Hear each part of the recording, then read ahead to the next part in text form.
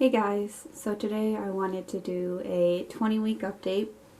I'm technically not 20 weeks anymore. I'm actually 21 weeks and 5 days. I debated whether or not I wanted to do pregnancy updates on this channel because just my past with doing family vlogs in Japan and cooking videos and whatever else, it didn't really follow along with that, but honestly, my favorite thing about my channel is looking back, and I think since this is my last pregnancy, or this is what we're planning to be our last pregnancy, I kind of would like to go back and look, and I never made a pregnancy video before, so it'll be something fun for me to reflect on. I also do watch pregnancy updates for other people from time to time, even though this is my third pregnancy, so maybe somebody else will find some way to relate to me through this as well. So I guess I will go ahead and insert first our video from our 20-week ultrasound. We aren't allowed to take video in there, but I will also insert some pictures of the ultrasound scan as well. Good morning. We're here for my 20-week ultrasound. I'm so excited because I haven't had an ultrasound since 9 weeks, and I had to wait 5 weeks since my last appointment because I was 15 weeks and they want you to come in at 20 weeks. And this is the first appointment Nate gets to come with me because of COVID, and I mean, there was really nothing exciting going on in the previous appointments anyway. There's some stuff on this one. So this is the first time Nate gets to see the baby, and at the anatomy scan, you know, they usually check for any major abnormalities, so they'll measure the head, they'll look at the brain, they'll look at the heart, so we get a really good in-depth look at everything and make sure that he's developing good. And also, I feel like since I've been feeling him move like basically 2 weeks earlier than the girls, it could just be that I'm used to pregnancy now and I know what to feel for, but I think he's big. So Nate and I are taking bets. I think so gestationally, I should be 19 weeks and 6 days today, based on the first scan that I had done at 9 weeks. But I think he's going to measure like 20 weeks and 4 or 5 days. I think he's going to measure at least a few days bigger than he actually is. Nate thinks, what, 20 weeks, 2 days? Yeah. Okay, so we'll see. Okay, so good news, it's a boy, and everything is healthy and good as far as we can tell on the ultrasound, but we are both wrong.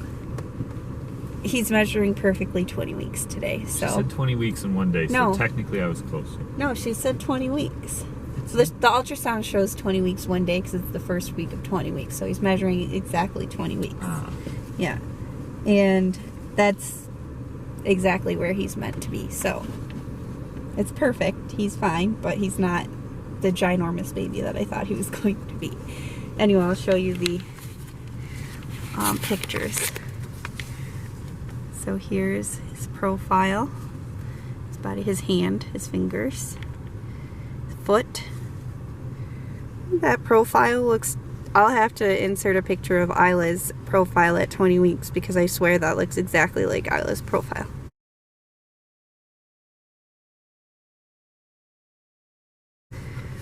And there, it's a boy.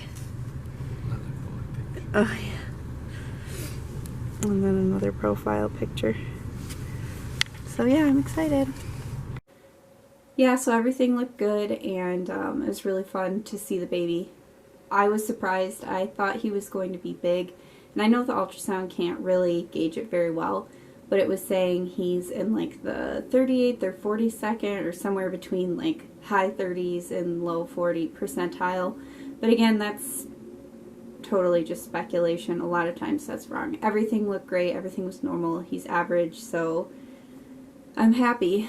I wanted to backtrack a little because I didn't do any updates on my first trimester, but I mean, definitely when they say every pregnancy is different, that was the case for me. With Ellie, I'd say pretty much the whole first and second trimester were easy. I didn't have really any complications or any symptoms that were, you know, I didn't have morning sickness. I wasn't even really, I might have been tired. I'd say I was tired, but I was also a college student, so it's like hard to differentiate what was making me tired at that time. But towards the end of Ellie's pregnancy, I did have like really, really bad heartburn, and they're not as open to giving pregnant people medication in Japan, so I wasn't offered any kind of, you know, stronger medication other than Tums, and that just wasn't cutting it for me. Like, I was sleeping with them next to my bed and a glass of milk and still sleeping like propped up with pillows, and anything that I ate that wasn't like raw vegetables, obviously not tomatoes, or I did eat raw salmon. Salmon doesn't have a high content of, I think it's lead or whatever is in tuna that they don't want you to eat while you're pregnant. It's very low in salmon, so as long as you're getting it fresh, and it was Japan, so it was obviously more fresh than if you were to get it in Michigan, it's pretty much safe to eat. So I ate a lot of sashimi and raw vegetables during my pregnancy in the third trimester with Ellie because I had such bad heartburn and indigestion. And then with Isla, like, smoothest pregnancy of all. Like, I never had morning sickness. The only really bad symptom I had was probably heartburn, but again, I was prescribed Zantac, and, or not prescribed, I was just told to take it over the counter, and that pretty much solved the problem for me, at least kept it manageable. Now, however, I've read some things that they tell you not to take that, but definitely going to ask my OB what they say, because sometimes stuff on the internet, you know, you just can't trust. So with Isla though, no morning sickness. I was tired, very tired. The only other thing that I had with Isla was, I don't know how to pronounce it, but it's something along the lines of vasovagal or vasovagal. But basically it's when you get lightheaded and faint, or feel like you're going to faint.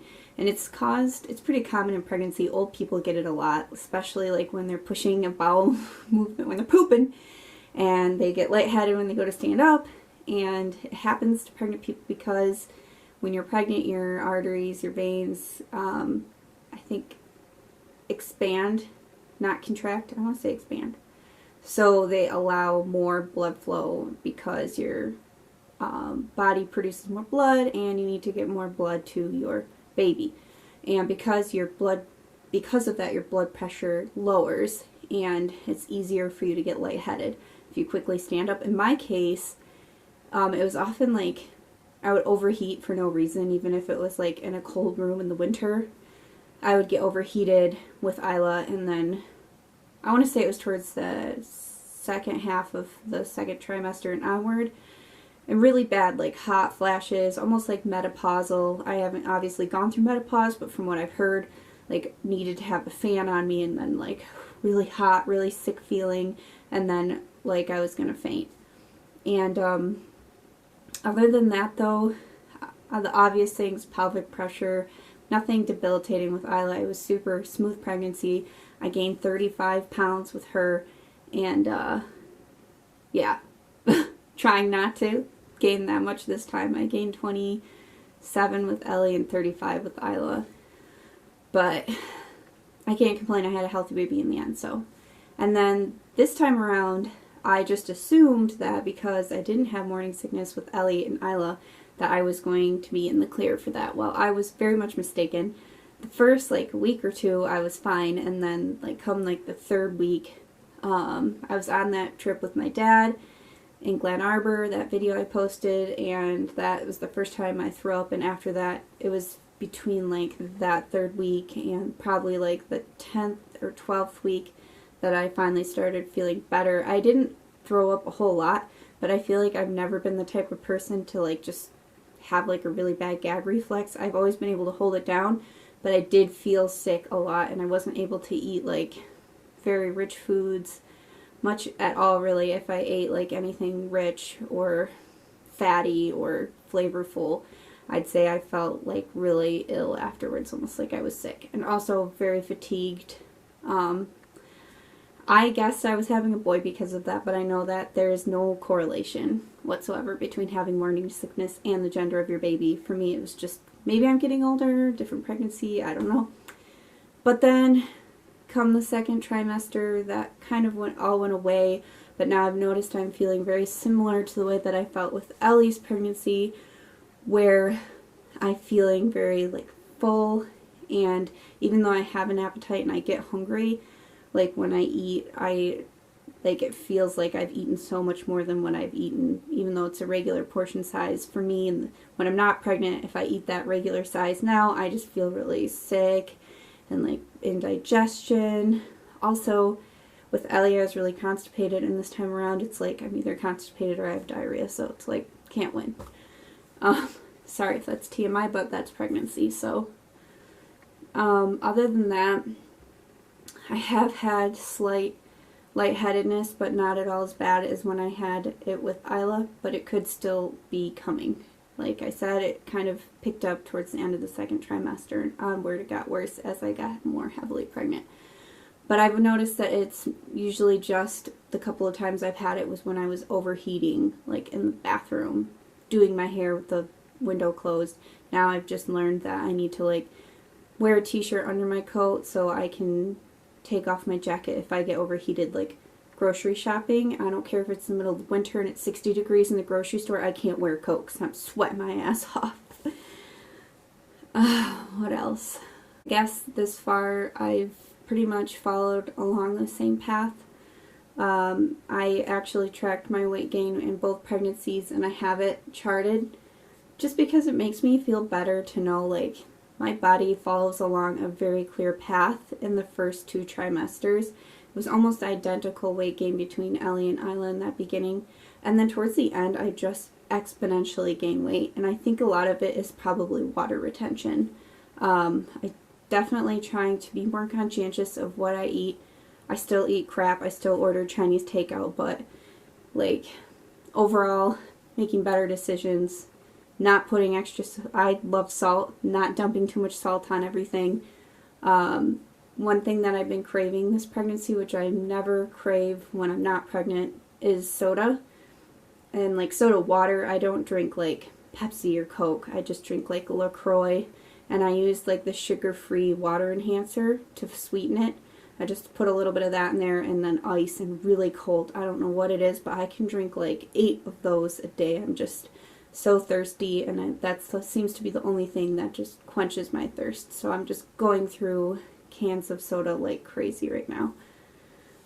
I felt this baby move sooner than I felt Ellie or Isla move. Both Ellie and Isla I felt move for the first time at 17 weeks, and this baby I felt move at 15 weeks. And that's why I thought he was big, but I think that you're just more in tune with your body and you know what to feel for when you've had your 3rd child. And I guess I wanted to talk about one more thing before I show you guys my belly, and that's just my labor and delivery history. So with Ellie, I dilated very quickly, especially being my first pregnancy. I was only 38 weeks pregnant when I had Ellie on the dot. And I went from, I think I started to go into labor in the early morning. It was nothing like I couldn't manage, and by noon we started heading to the hospital, and by then the contractions were picking up.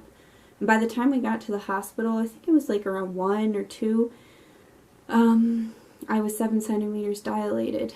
And I think she would have come way quicker had she'd not been posterior. So posterior is basically when they're sunny side up. Not breech, it's not when their feet come out first, but it's when they're facing up rather than facing down towards the ground if you're laying on your back. So their spine is supposed to be kind of facing up when they come out so that these 2 plates on their head overlap and they come out from their crown like this. But when they're posterior, they come out forehead first or sideways even. That's why when Ellie was born, her head was very red, because I was pushing for 2 hours. Almost killed me. I also suffered some severe tearing and blood loss from that labor and delivery, and I did it pain medication free. So when I tell my OB that, they're always like, oh my god, you are incredible. So this time around with Isla, I had a feeling it was going to go quick just judging on Ellie. Even though it took longer with her, it would have been quick, I think, if she would have been facing the right way. And sure enough, with Isla, I live 30 minutes from the hospital, and I started going into light labor early morning, or it was like 2, 3 a.m. We got to the hospital around 4 a.m. and I was 4 centimeters dilated. I wanted to just go because I knew I'm quick. And they took me into triage and they said, well, you know, your contractions aren't really consistent. You're only 4 centimeters dilated. They sent me downstairs to walk around for 2 hours because I'm like, I'm not going home. I live 30 minutes from home. I know I'm in labor. Well, it's a good thing I didn't go home because after an hour of walking around, I was like in extreme pain. I went back upstairs, went to triage after my mom got there. I actually was in like heavy labor in the waiting room with Ellie. Ellie came with us to the hospital and I was waiting for my mom to come and meet me. Nate was downstairs waiting for my mom, so I was alone upstairs with Ellie in the waiting room for my mom to come up so she could wait with Ellie and then Nate could go back with me. By the time I went back there, I was over 7 centimeters dilated, barely had time to get the epidural in. When they finally got it in, I was already ready to push, so it was like halfway effective, which honestly I preferred. Like, I could still feel fully, almost completely on my left side, but it still was such a relief to have that 50% of pain relief. But I liked that I could feel it and I could still like experience natural labor and delivery. So all in all, I pushed twice and she popped right out. So this time around, I'm definitely going to have to go to the hospital right away. I've already let the midwife know that I'm very quick, and she said, you know, when you call, just make sure you let us know. And advocate for yourself. Anyway, my camera just died, so I'm going to wrap this up quickly. But I was just saying, you need to advocate for yourself, and even if you get to the hospital and they tell you to go home, if you know you're in labor, wait in your car if you have to. Like, you know, tell them you know your body better than they do. So, but they weren't pressuring me or anything. I had a really great doctor, so all in all, that was good. But I want to show you guys my 21 week and 5 day belly. And yeah. I'm in Ellie's room because she has the best light out of anywhere. And the door that closes. Let's see if I can get a mirror from here.